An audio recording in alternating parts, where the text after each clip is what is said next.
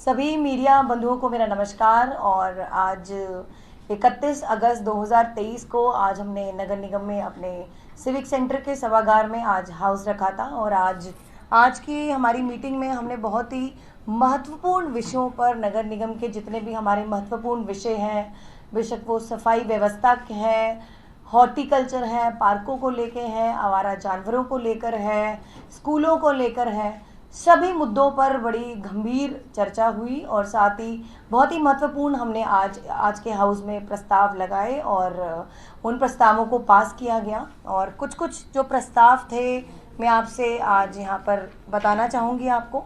और सबसे बहुत इम्पॉर्टेंट जो हमारा प्रस्ताव था वो था door to doorstep delivery वाला, डोर स्टेप डिलीवरी वाला, जिसमें अभी कुछ दिन पहले ही हमने एक पीसी करी थी। और डोर स्टेप डिलीवरी वही उसी तर्ज पे मॉडल और पॉलिसी है जो हमारी दिल्ली सरकार की डोर स्टेप हमारी पॉलिसी रही है। और अब इसके पॉलिसी के अंतर्गत किसी भी दिल्ली वासी को अब ऑनलाइन तरीके से अगर कोई दिक्कत आ रही है, या सर्वर डाउन है, या टेक्नोलॉजी की नॉलेज नहीं है, या अपना समय बचाना चाहते हैं, तो एक टोल फ्री नंबर जारी कर दिया गया है। और टोल फ्री नंबर पे कॉल करते ही एक मोबाइल सहायक जो है उनके डोर स्टेप पे आके 23 नगर निगम की जो हमारी सुविधाएं हैं वो उनके घर पर आकर, दरवाजे पर आकर वो सुविधाएं दी जाएंगी। और ये बहुत बड़ी राहत है दिल्ली वासियों के लिए। इस प्रस्ताव को पास किया गया।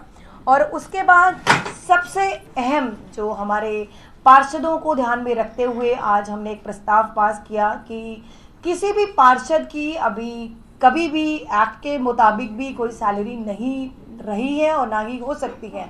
एक अलाउंस दिया जाता था पार्षद को जो 300 रुपये एक मीटिंग के दिए जाते थे। और मुझे लगता है पार्षदों को इससे बहुत ही परेशानी होती थी। किसी भी तरह की फाइनेंशियल असिस्टेंस हमारे काउंसलर्स को, पार्षदों को नहीं दी जा रही थी।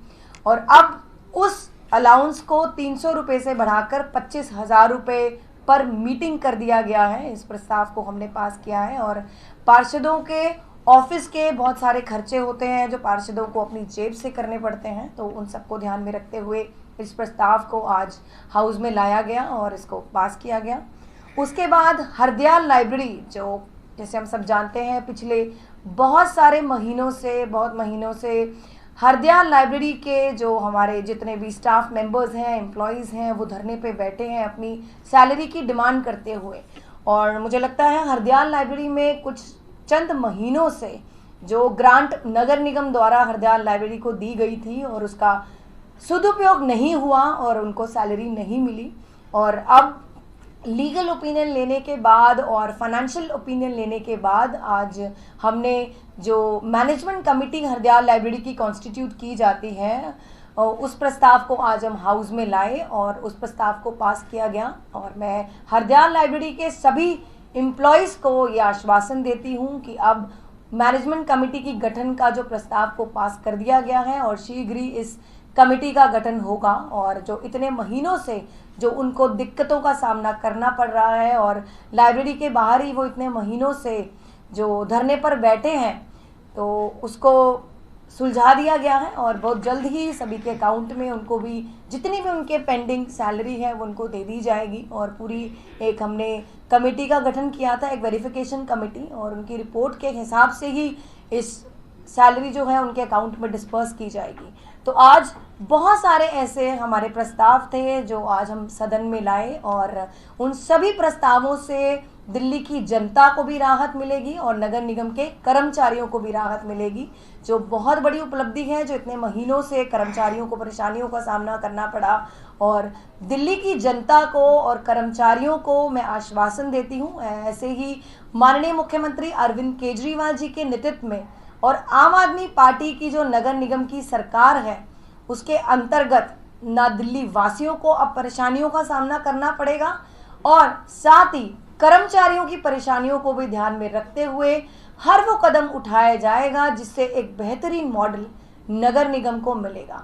और ऐसे ही हमारी सफाई व्यवस्था हो, हमारी कर्मचारियों की दिक्कत हो, दिल्ली की जनता की दिक्कत हो, उनको सब में ध्यान रखते हुए एक गुड गवर्नेंस मॉडल, जो Arvind Kejriwal good governance model जो दिल्ली सरकार में चलता आया है, अब वैसा ही एक गुड गवर्नेंस मॉडल की शुरुआत हो चुकी है।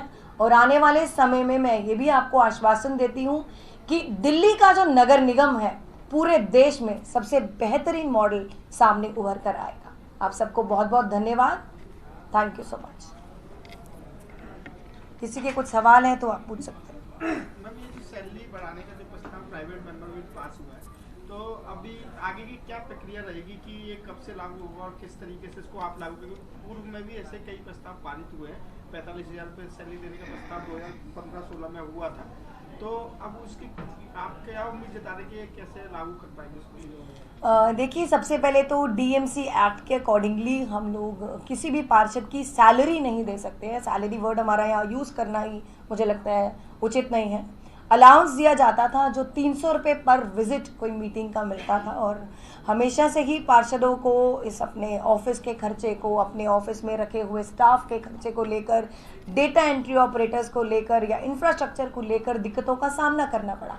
तो उन्हीं दिक्कतों को देखते हुए 250 के 250 जितने भी पार्षद हैं, हमने उनके लिए ये आज प्रस्ताव लाए हैं, irrespective of the political party, कि जितने भी पार्षद हैं उनमें किसी भी तरह का फाइनेंशियल बर्डन ना पड़े और उनका सारा जो पूरा ध्यान है दिल्ली की जनता में और अपने लोकल पब्लिक की जनता में, जनता की सेवा में लगा रहे। तो मुझे लगता है बहुत बड़ी बात है, और हम आशा करते हैं पूरे लीगल एस्पेक्ट को देखते हुए प्रोसीजर तरीके से, जो प्रोसीजर रहेगा उस तरीके से इस प्रस्ताव को आगे चलाया जाएगा, और मैं आशा करती हूँ शीघ्र ही पार्षदों को इन चीज़ों से निजात मिलेगी। पहले भी जब ये प्रस्ताव जैसे दिल्ली के विधायकों की सैलरी बढ़ाने का हुआ था, तो सालों के बाद उनकी सैलरी बढ़ी थी, क्योंकि प्रस्ताव केंद्र सरकार के पास लंबित था, आईजी के पास लंबित था। तो कल की हेडलाइन ये हो सकती है कि पार्षदों के भत्ते के अंदर बम्पर बढ़ोतरी, लेकिन उनको मिलेगा कब से, इसके बारे में कुछ स्पष्टता मिल सके। देखिए, जैसे मैंने आपको बोला, डीएमसी एक्ट को ध्यान में रखते हुए कॉन्स्टिट्यूशन तरीके से जो प्रोसीजर लीगल होगा हम उसको ही, कॉन्स्टिट्यूशनल प्रोसीजर को फॉलो करेंगे। हाउस में प्रस्ताव को पास कर दिया गया है, अब आगे यूडी में जाएगा या एलजी साहब के पास फाइल जाएगी, उसको देखते हैं। और मैं आशा करती हूँ हमें हर डिपार्टमेंट से आगे जहाँ जहाँ हमारी फाइल मूव करेगी एक पॉजिटिव रिस्पांस ही मिलेगा, ताकि पार्षद ही जो है, जितने भी हमारे एमएलएज हैं, एमपीज़ हैं, पार्षद ही ऐसे हैं जो जनता से 1 to 1 कनेक्टेड रहते हैं, और सबसे ज़्यादा काम पार्षदों का ही रहता है। तो इतनी बड़ी राहत जो है पार्षदों को मिलनी चाहिए, और माननीय मुख्यमंत्री अरविंद केजरीवाल जी का भी यही मानना है कि पार्षदों को भी वो सुविधा मिलनी चाहिए, ताकि दिल्ली की जनता के, जो हमने दिल्ली की जनता को वादे किए हैं और दिल्ली की जनता और अपने एरिया में जो हमें सेवा देनी चाहिए उसमें हम आसानी तरीके से वो सेवा दे सकें। जब विधायकों की सैलरी बढ़ी थी तब ऑपोजिशन को इस तरह से काउंटर किया गया था कि पहले विधायक भ्रष्टाचार करते थे, इधर उधर से पैसे अर्जित करते थे, इस कारण उनकी अलाउंस में बढ़ोतरी की गई है। यही सवाल अब एनसीडी के पार्षदों के लिए भी उठेगा, और बीजेपी ने अभी से प्रतिक्रिया दे दी है कि उनके पार्षदों की गैर मौजूदगी के अंदर इतना जो बड़ा फैसला लिया गया है, बीजेपी के पार्षद उसका विरोध करेंगे। देखिए, सबसे पहले तो मैं सारे आज के जितने माननीय सदस्य आज हाउस में उपस्थित थे उनको धन्यवाद दूंगी कि आज बड़े शांतिपूर्वक सदन चला, और पिछले 8 महीने से 6, 7, 8 महीने से जो हाउस है कभी 10 मिनट चलता था, कभी आधा घंटा चलता था, तो आज पूरा 2-2.5 घंटे का हाउस चला। पर दुख इस बात का रहेगा कि भारतीय जनता पार्टी को, अपने पार्षदों को, मुझे लगता है ऐसे मोटिवेट नहीं करना चाहिए था कि आज हाउस में उनकी प्रेजेंस ना रहे, क्योंकि हम सब पार्षद 250 के 250 पार्षद जो हैं जनता द्वारा चुने गए हैं, तो जनता के प्रति बहुत बड़ी जिम्मेदारी बनती है। माना रक्षाबंधन का त्यौहार का बहाना देकर वो इस चीज़ को राजनीतिक मुद्दा ना बनाते और अपनी जिम्मेदारी को निभाते हुए, सदन की मर्यादा और सदन के सम्मान को देखते हुए, मुझे लगता है उन सभी पार्षदों को आज यहाँ पर उपस्थित रहना चाहिए था। पर अगर इस प्रस्ताव की बात करें तो ये प्रस्ताव किसी पॉलिटिकल पार्टी के मेंबर्स के लिए नहीं है, ये 250 के 250 पार्षद जितने हमारे मेंबर्स हैं सभी के लिए प्रस्ताव लाया गया है, और सभी पार्षदों को इससे बहुत बड़ी राहत मिलेगी। मैम, इससे पहले भी बहुत सारे प्रस्ताव आए अलाउंस बढ़ोतरी के, इस बार ऐसा कॉन्फिडेंस किस बात का है कि आपको लगता है कि ये पास ही हो जाएगा, या ऐसा? जी देखिए, पहले क्या होता था, प्रयास में इस बार नया क्या है? जी देखिए, पहले क्या होता था, एमसीडी फाइनेंशियल क्रंचेस में नहीं रही थी, और अभी कुछ टाइम से बड़ी फाइनेंस और फंड्स की दिक्कत रही है। तो अब अगर हम पार्षद को फंड भी ना दें और उसको कुछ अलाउंस भी ना दें तो दो तरफी मार हम पार्षद को नहीं दे सकते हैं। फंड धीरे धीरे जो ज़रूरी काम है उसके लिए अगर कोई बजट एलोकेशन के लिए अपनी डिमांड रखता है तो उसको तो पूरा किया जाता है, बट एक पूरे साल का जो पहले फंड एलोकेट किया जाता था, बजट एलोकेट किया जाता था, वो अब पिछले सालों में नहीं दिया गया पूरी तरह से। तो अब डबल मार ना करते हुए हम एटलीस्ट जो पार्षद के ऑफिस के खर्चे हैं, जो अब जनता के प्रति जो खर्चा करता है पार्षद, वो अपनी जेब से ना करते हुए, मुझे लगता है अगर नगर निगम अलाउंस के तौर पे उनको दे दे तो कोई गलत बात मैं उसको नहीं समझूंगी, ताकि दिल्ली की जनता को इस इनडायरेक्टली इसका बहुत फ़ायदा पहुँचे।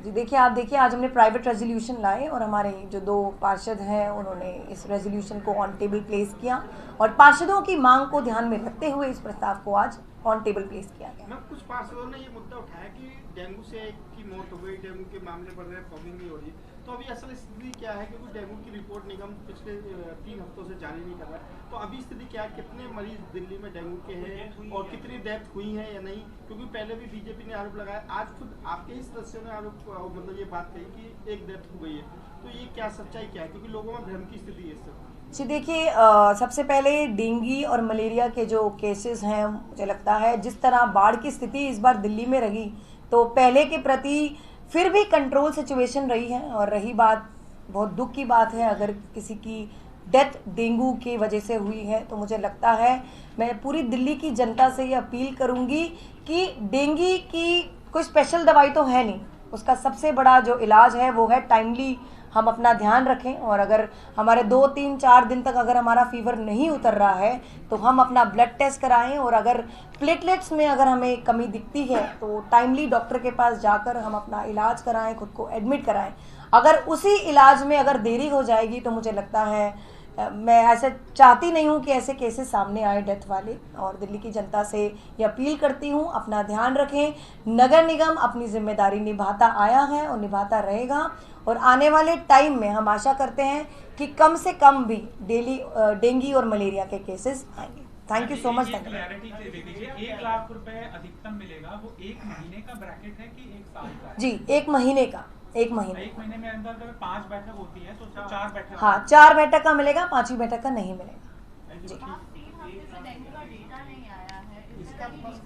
इसके लिए मैं अधिकारियों और डिपार्टमेंट से पता कर लेती हूँ कि क्या मुद्दा है, क्या इशू क्या रहा है, और जैसे ही डेटा मेरे पास भी आएगा will make it available to you. ठीक जी देखिए, अभी मैंने कल या परसों ही अभी एक प्रेस कॉन्फ्रेंस करी थी। मैं आपको बताऊं कि 12 अगस्त को हमारा सफाई अभियान की शुरुआत हुई थी और कल की तारीख तक 10,000 साढ़े 10,000 के आसपास सफाई की कंप्लेंट्स आई थी, जिसमें से 8400 जो कंप्लेंट्स हैं वो रिसॉल्व कर दी गई थी। तो लगभग 80 से 85% जो कंप्लेंट्स हैं उसको रिसॉल्व कर दिया गया है, जो पहले 50 या 60% के आसपास होती थी। और अब प्रॉपर ऐप 311 की मॉनिटरिंग हो रही है। मैं खुद, नेता सदन और डिप्टी मेयर प्रॉपर मॉनिटरिंग कर रहे हैं, और हर मंगलवार को हमने एक डेट डिसाइड किया है जो ऐप 311 की हम लोग आईटी डिपार्टमेंट के साथ मीटिंग करेंगे, डीसीज के साथ मीटिंग करेंगे, और हम कोशिश करेंगे जो हमारा 80 से 85% जो हमारी कंप्लेंट्स रिसॉल्व हो रही हैं उसको 100% तक लाने की हमारी पूरी कोशिश रहेगी। धन्यवाद, थैंक यू।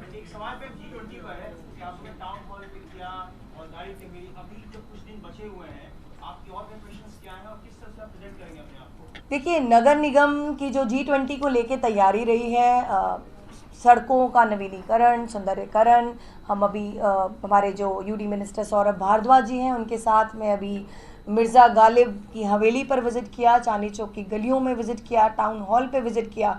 तो जो जिम्मे नगर निगम की जिम्मेदारियां रही हैं G20 को लेके, उसको बखूबी निभाया है। और अब रही बात सफाई व्यवस्था की, तो नगर निगम का अब सबसे बड़ा काम G20 को लेके रहेगा, वो होगा सफाई व्यवस्था का। और उसमें भी मैं पूरा आश्वासन देती हूँ G20 को लेकर कि नगर निगम सफाई व्यवस्था को दुरुस्त रखेगी। और बहुत अच्छी बात है, गर्व की बात है कि इस बार G20 की अध्यक्षता भारत देश को मिली। तो हम पूरी तरह आशा करते हैं कि जो G20 का जो समिट है हमारा सफल रहेगा, और जब भी यहाँ पे डेलीगेशन, सेनानी या टूरिस्ट लोग आएंगे तो यहाँ से एक सुंदर यादगार लेकर दिल्ली से जाएंगे। बहुत बहुत धन्यवाद।